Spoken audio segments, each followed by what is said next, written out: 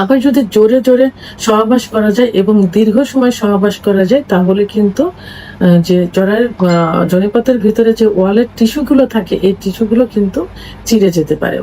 আজকে আমার আলোচনার বিষয়, অর্থাৎ কোনো এক শুভাকাঙ্ক্ষী আমাকে কমেন্টস করেছেন, সহবাস করলে স্ত্রীর রক্তপাত কেন হয়। ধন্যবাদ ভাইয়া, সুন্দর একটা কমেন্টস করার জন্য। অনেকেই কিন্তু এই কমেন্টসটা এখন করে থাকেন যে সহবাস করতে গেলে স্ত্রীর জনিপথ থেকে রক্তপাত হয়, অর্থাৎ পুরুষাঙ্গের মাথায় রক্ত চলে আসে। এর কারণ কি? দেশের এবং প্রবাসের ভাই বোনদের প্রতি সালাম। আসসালামু আলাইকুম। আমি প্রভাষক ডাক্তার রিক্তা পারভিন, হোমিওপ্যাথি এবং আয়ুর্বেদিক চিকিৎসক, চেম্বার সেবা, হোমিও কমপ্লেক্স অ্যান্ড সেবা ডিজিটাল ল্যাব, উপজেলা মডেল মসজিদের পূর্ব পাশে, শিমুলিয়া, মাগুরা। তো আসলে সহবাস করার পর যে রক্তপাতটা হয়, অর্থাৎ ব্লিডিং আফটার ইন্টারকোর্স, মানে যে সবসময় ভয়াবহ সেটা না, এটা স্বাভাবিক কারণেও কিন্তু এটা হতে পারে। তবে কারণ অনুযায়ী বুঝতে হবে স্বাভাবিক না অস্বাভাবিক। তো অনেকে দেখা যায় যে সমস্যার কারণে এটা হয়ে থাকে, আবার অনেকের এমনিতে হয়ে থাকে। এমনিতে যেটা হয়ে থাকে সেটা অস্বাভাবিক কিনা সেটা প্রথমে বুঝতে হবে। যেমন যখন প্রথম বিয়ে হয়, কারোর দেখা যায় যে একটু বয়স করে বিয়ে হয়, কারোর পিরিয়ড হওয়ার কিছুদিন পরেই বিয়ে হয়। সাধারণত 11-12 বছর বয়সে কিন্তু মেয়েদের পিরিয়ড শুরু হয়, কারণ একটু দেরিতে হয়, 12-13 বছরে হয়ে থাকে। তো এই যে প্রথম যে পিরিয়ডটা হলো, তখন কিন্তু তার বয়স একদম কম। সাবালিকা হওয়ার পরেই দেখা গেল 14-15 বছর বয়সে বিয়ে দিল। তা প্রথম যখন বিয়ে দেবে, তখন মেয়েদের জনিপথের উপরে হাইমিন নামক একটা অংশ থাকে, অর্থাৎ সতীচ্ছেদ পর্দা যেটাকে বলে। অনেকে যেটাকে নিয়ে কমেন্টস করে থাকেন যে বিয়ে করেছি, স্ত্রীর জনিপথ থেকে রক্ত আসেনি, জরায়ুর মুখ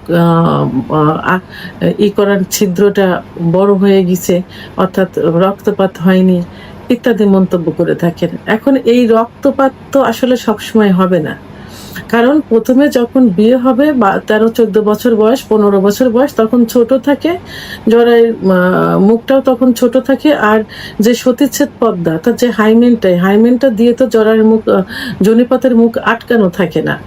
আটকানো যদি থাকে তাহলে মাসিক কোথার থেকে হতো?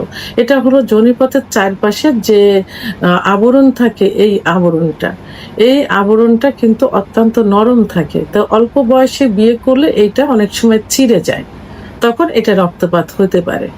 আর একটু বয়স করে বিয়ে করলে কিন্তু তখন এদেরকে অনেক সময় দেখা যায় যে রক্তপাত হয় না, কারণ সেক্সুয়াল কারণে অনেক সময় অর্গাজম হয়, কামরসটা আসে, তো এটা হয় না। তো অধিকাংশ ক্ষেত্রেই মেয়েদের অল্প বয়সে বিয়ে হলে এই সতীচ্ছেদ পর্দাটা চিড়ে যায়, তখন রক্তপাত হয়। সেহেতু এটা ভয়ের কোনো কারণ নেই, এটা স্বাভাবিক কারণে কয়েকদিন পরে এটা ঠিক হয়ে যাবে।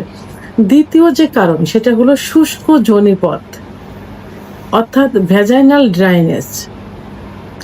হরমোনাল পরিবর্তন, মানসিক চাপ বা মেনোপজের কারণে যোনি শুকনা হয়ে যায়।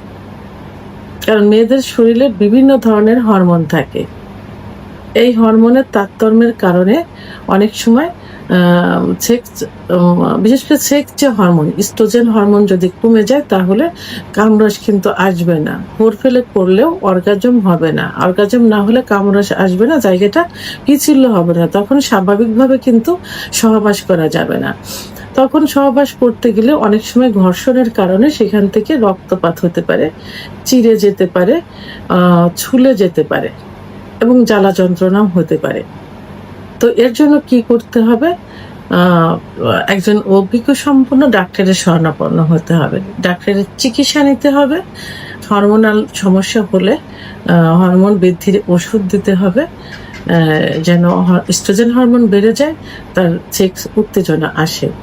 আর মেনোপজের কারণে হলেও এটাও চিকিৎসার মাধ্যমে কিন্তু এটা ঠিক করা সম্ভব, সেহেতু এটা নিয়েও ভয়ের কোনো কারণ নেই। ইনফেকশন থেকে অনেক সময় হতে পারে। এটা ব্যাকটেরিয়া, ফাঙ্গাস বা ভাইরাসের সংক্রমণ হলে যোনির টিস্যু নরম এবং সংবেদনশীল হয়ে যায়। তো তখন যে যোনিপথের ভিতরের যে ওয়াল থাকে, ওয়ালে অসংখ্য টিস্যু থাকে, এই টিস্যুটা অনেক সময় চিড়ে যেতে পারে। তো এই জন্য কি করতে হবে, একজন অভিজ্ঞ সম্পন্ন ডাক্তারের শরণাপন্ন হতে হবে। যে ইনফেকশন আছে, অ্যান্টিবায়োটিক ওষুধ প্রয়োগের মাধ্যমে এটা ঠিক হয়ে যাবে ইনশাল্লাহ। আরেকটা যে কারণ সেটা হলো সার্ভিক্সের সমস্যা, যেটাকে বলা হয় সার্ভিসাইটিস, অর্থাৎ জরায়ুর মুখে যদি ইনফেকশন হয়, এর থেকে দেখা যায় যে পলিপ হতে পারে, ইনফেকশন হতে পারে। বিশেষ করে যাদের অনিয়মিত মাসিক, দীর্ঘদিন ধরে যাদের মাসিক হতে থাকে এবং যদি শ্বেত প্রদাহ অর্থাৎ লিউকোরিয়া যায় দীর্ঘদিন, জায়গাটা স্যাঁতসেঁতে থাকে, আবার যদি কেউ ডিএনসি বা এমআর করে, তাহলে বারবার যদি করে, তাহলে জরায়ুর মুখে যে ওইটা বারবার অতিরিক্ত খোঁচা দেওয়ার কারণে কিন্তু এটা সমস্যা হতে পারে। তো সেই ক্ষেত্রে একজন ডাক্তারের শরণাপন্ন হতে হবে। যে এই কারণগুলো নির্ণয় করে চিকিৎসা নিতে হবে। লিউকোরিয়া বন্ধ করতে হবে, যে এইটা সার্ভিসের মুখে যে পলিপস থাকে এইটা ঠিক করতে হবে। তা নাহলে পরবর্তীতে কিন্তু সার্ভিসের মুখে ক্যান্সার কিন্তু হতে পারে। মেয়েদের শরীরে সব থেকে বেশি ক্যান্সারের জীবাণু থাকে কিন্তু স্তনে টিউমার বা লাম্প হলে এবং যোনিপথে বিশেষ করে সার্ভিসাইটিস হলে ক্যান্সারের ঝুঁকি কিন্তু বেশি থেকে যায়। তো এই সময় সহবাস করলে কিন্তু জরার মুখের থেকে কিন্তু এক ধরনের রক্ত আসে। তা এই জন্য চিকিৎসা নিতে হবে। এখানে মেমোগ্রাফি, আলট্রাসোনোগ্রাম করলে কনফার্ম হওয়া যাবে যে সমস্যাটা কি, সেইভাবে চিকিৎসা নিতে হবে। আবার যদি জোরে জোরে সহবাস করা যায় এবং দীর্ঘ সময় সহবাস করা যায়, তাহলে কিন্তু যে যোনিপথের ভিতরে যে ওয়ালের টিস্যুগুলো থাকে, এই টিস্যুগুলো কিন্তু চিড়ে যেতে পারে বা চিড়ে যায় এবং দীর্ঘ সময় সহবাস করলে। এই জন্য সহবাসের সময় কি করতে হবে, একে অপরের প্রতি ভালোবাসা আনতে হবে। মনে করতে হবে যে সহবাসে যাচ্ছি নিজের সুখ নিতে, স্ত্রীকে সুখ দিতে। এই জন্য ধীর স্থিরভাবে ভালোবাসার মাধ্যমে সহবাসের কাজটা সম্পন্ন করতে হবে। সর্বশেষ যে সমস্যাটার কারণে হয়ে থাকে সেটা হলো হরমোনাল পরিবর্তন বা গর্ভ নিরোধক পিল। তো অনেকে দেখা যায় যে গর্ভধারণ যেন না হয়, জন্ম নিয়ন্ত্রণ বিভিন্ন পদ্ধতি অবলম্বন করে থাকে, বিভিন্ন ইনজেকশন নিয়ে থাকে। এই হরমোনের তারতম্যের কারণে ভিতরে ইনফেকশন হয়, তখন এর থেকে সহবাস করলে সেখান থেকে রক্তপাত হতে পারে। এই জন্য ভালো করে বুঝে শুনে পরিবার পরিকল্পনার লোকের সঙ্গে যে কর্মীরা থাকেন, যে মাঠ কর্মী থাকেন তাদের, এবং একজন FWV থাকেন, তো FWV তাদের সঙ্গে কথা বলে পরামর্শ করে যেটা দিলে সংবেদনশীল হবে এবং সহনশীল হবে, সেই জন্ম নিয়ন্ত্রণের পিল বা ইনজেকশন যেটাই হোক ব্যবহার করতে হবে। তো তা না করলে দেখা সহবাসের সময় ওখান থেকে ব্লিডিং হতে পারে। আবার গর্ভাবস্থায় যদি সহবাস করা যায়, তখনই কিন্তু ব্লিডিং হতে পারে। কারণ প্রথম 3 মাস কিন্তু জরায়ুর মুখটা কিন্তু অত্যন্ত নরম থাকে। বাচ্চা যখন পেটে আসে তখন জরায়ুর মুখ কিন্তু বন্ধ হয়ে যায়, ব্লিডিং বন্ধ হয়ে যায়। অনেকের কিন্তু আবার ব্লিডিং হতে থাকে প্রতি মাসে মাসে হয়, সেটা রিয়ার, খুবই কম। তো এই 3 মাস পর্যন্ত কিন্তু খুব ঝুঁকি থাকে, বাচ্চা অ্যাবর্শন হয়ে যাওয়ার একটা ঝুঁকি থাকে, আবার লাস্টের 2 মাস। তা এই সময় সহবাস করলে অনেক সময় যেহেতু জরায়ুর মুখ নরম থাকে, ব্লিডিং হওয়ার সম্ভাবনা থাকে এবং রক্তপাত হতে পারে। তো এই জন্য যদি এই সমস্যা দেখা যায়, তাহলে অবশ্যই গাইনোলজি একজন ডাক্তারের সঙ্গে যোগাযোগ করতে হবে, অথবা একজন অভিজ্ঞ সম্পন্ন রেজিস্টারকৃত হোমিওপ্যাথি ডাক্তারের শরণাপন্ন হতে হবে, এবং যতদূর সম্ভব এই গর্ভ অবস্থায় সহবাস এড়িয়ে চলতে হবে। তো এখন যদি এই সমস্যাগুলো হয় তো কি করতে হবে?